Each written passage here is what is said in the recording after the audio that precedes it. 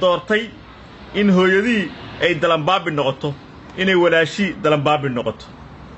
waxaa loo baahan yahay qof kastoo Soomaaliya ina rageedow inaad ku fikirto war hooyadaha barafkaana ay joogto ma taqaano hooyada waa la liidayaa hooyada luqad ma taqaano waxay ku jirtaa xilligii raaxaysan lahayd xilligii markaan dalkeeda ay joogi lahayd gabadhaadu qadaamo uma qalanto waa walaasha waa xaaskaagi ha ku eeganin hana ka raali noqonin inay hooyada ay ma taqaana barafka halkaas uu ku dilo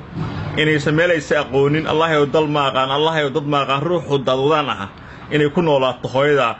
ha u ogolaanin ee waxaad ku fikirtaa in aad adiga isu xilqaanto sida dalkaaga uu nabad ku noqon lahaa sida dhalinyarada aad wacyi gal lahayd sidii aad dhalinyarada tahriibaysa u badbaadin lahayd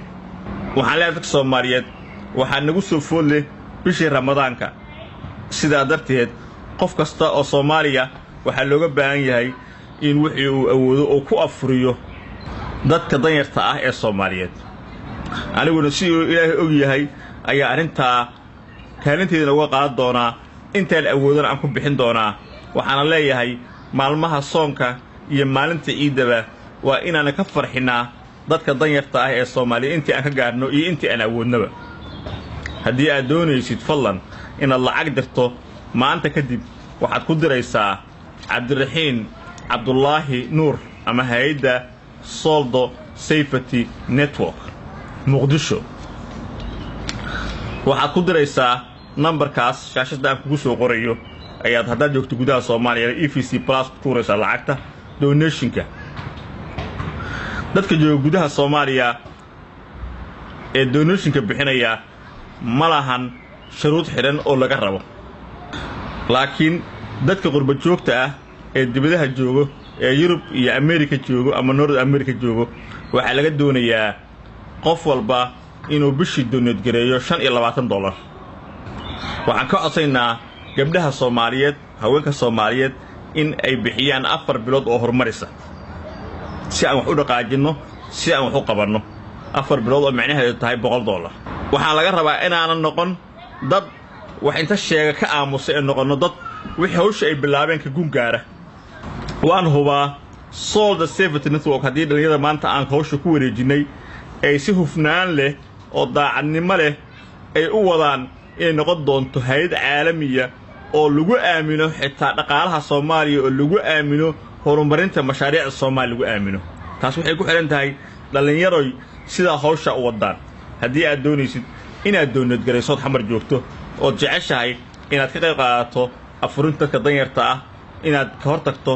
ama gacan ka geysato olaha tahriibka ama tahriibinta waxaad fadlan lacagtaada ku dirtaa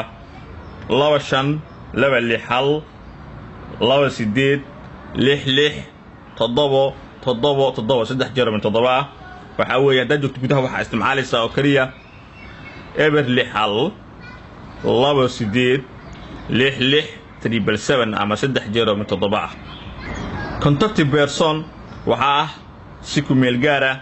Cabdiraxiin Cabdullaahi Nuur waxa la isweydiinayaa maxaa dhalinyaradeenna soo tahriibinaya maanta waxaan leeyahay waxa dhalin soo tahriibinay waxyaabo badan oo isku jir waxa kamid ah kuwa madaxda sheegta ama dawladda sheegta oo dhalinyaradii ku qasbay inay dalkooda ka tahriibaan waxa kale meeshii yaaladood ogtihiin rasuulkeena sallallahu alayhi wasallam nabiga Muhammad waa la sixray waxaana sixray cadow sixirkan waa wax jira waxaan helay xog la yaab leh oo ku saabsan sida qolooyinka xabashida ah ay dadkeena u sixrayaan haddii aad aragteen walaalayaal waxa jira dad wareega oo la yiraahdo bedel dadkaasi wareega ee u badan Soomaaliland iyo Puntland ee gaari gacanada wato kaariyaasha wato ee bedelka ku haya walaalayaal waxay qaataan shaararka iyo saraawiisha iyo funaanadaha ragga waxa dumarka ma qaataan marka waxa weeye walaalayaal waxyaabaha yaab kale waxa weeye qofka shaarkiisa ay qaataan 14 maalmood ka badan dalkii ma joogo haddii shaarkiisa qofkaas ay qaataan markiiba qofkaas dalku ka tahriibaya markiiba gobolkaas uu joogo iyo dalkaas uu joogo waa ka baxaya qofka ugu badnaan 14 maalmood aniga markii hore shakiyaan qabay waxaan u malay jiray qolooyinka ma taqaanaa inay yihiin nabad sugidda